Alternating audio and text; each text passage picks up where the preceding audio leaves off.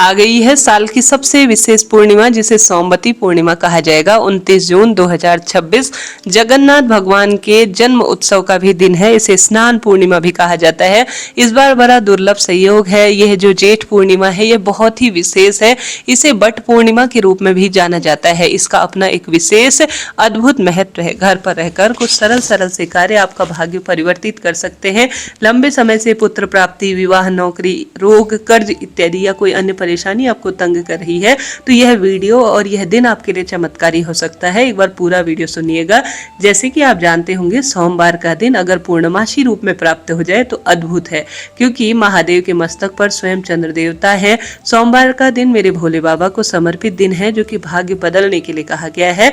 तो इस दिन की आप महत्वता को समझे और कोई ना कोई श्रेष्ठ कार्य तो जरूर से ही कीजिएगा। सबसे पहले अगर नया पूर्णमासी का व्रत करना चाहते हैं, भले 32 पूर्णमासी हो या सत्यनारायण भगवान के निमित्त पूर्णमासी व्रत, तो निश्चित रूप से आप नया व्रत शुरू कर सकते हैं।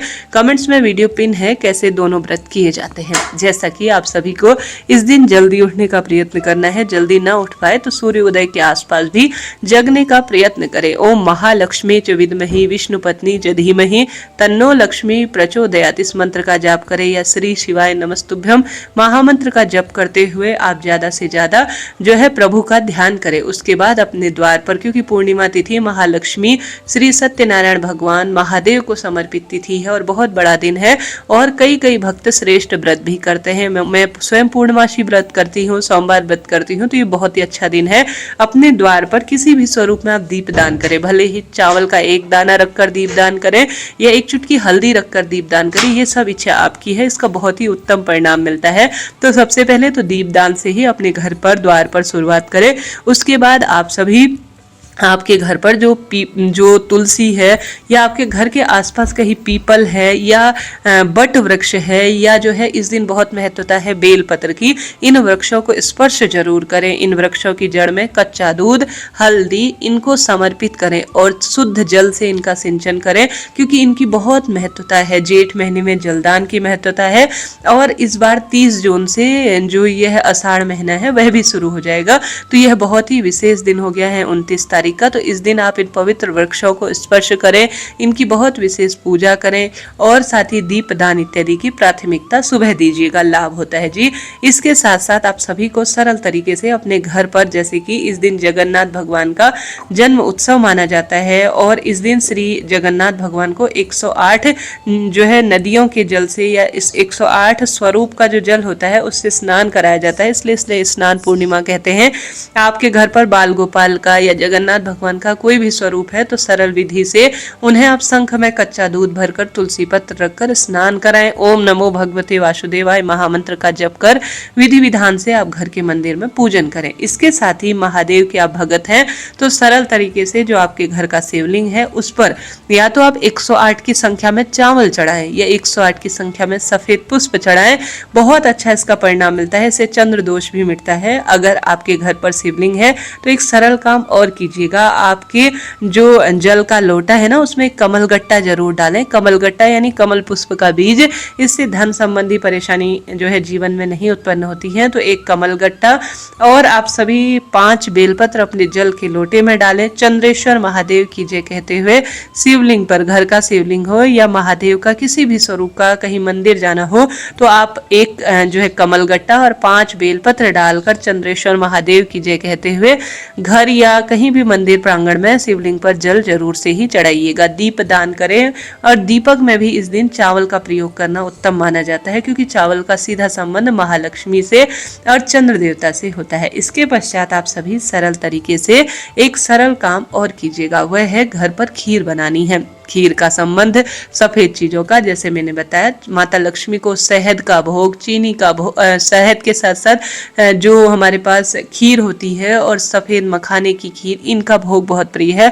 केले का भोग, पंजरी का भोग बहुत ही अधिक प्रिय होता है। इनको प्रभु जी को आपको भोग लगाना चाहिए।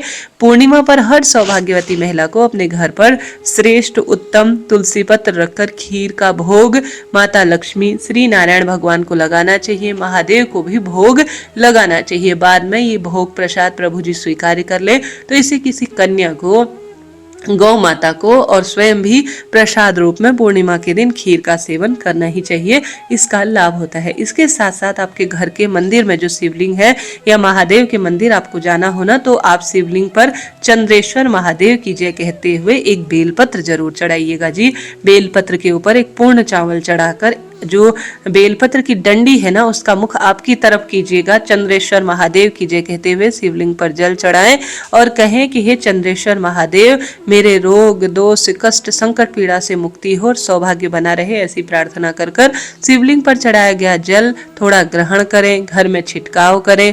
बहुत श्रेष्ठ इसका परिणाम मिलता है। अपने मस्तक पर, अपने कंठ पर, हर जगह इसे श्रेष्ठ रूप में प्रभु जी का आशीर्वाद मिले, इस तरह से समर्पित करें, छिटकाव करें। बच्चों के मस्तक पर भी इसका छिटकाव करें।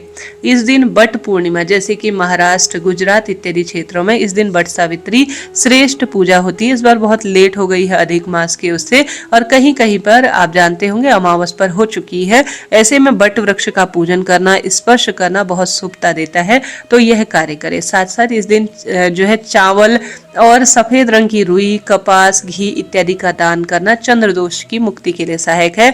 इन कार्यों को आप जरूर से ही कीजिएगा। और साथ के साथ इस दिन कनक धारा स्रोत और घर के मंदिर में दुख दारिद्र दहन स्रोत का पाठ करना शिव जी के समक्ष अनंत गुना लाभ देता है। सत्यनारायण भगवान की कथा इत्यादि का श्रवण करें, महामंत्रों का जप करें, खीर का हवन कराना शुभ होता है।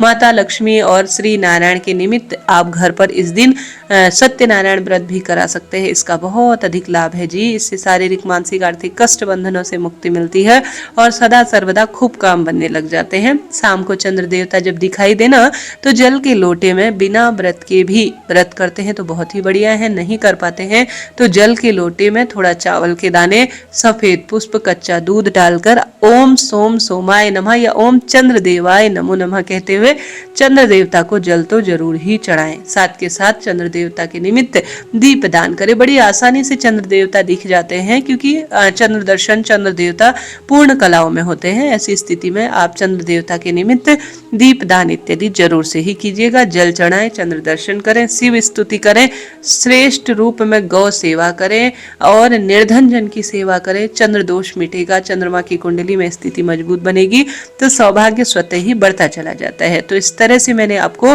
पूरी तरह से यह पूर्णिमा की बात बताई। व्रत ना कर सके तो कोई बात नहीं, तामसिक चीजें, प्याज, लहसुन इत्यादि का और जो भी चीजें होती है निषेध, उनका सेवन बिल्कुल ना करें। प्रभु का चिंतन करें, ध्यान ज्यादा से ज्यादा करें, हरि कीर्तन में अपना समय व्यतीत करें।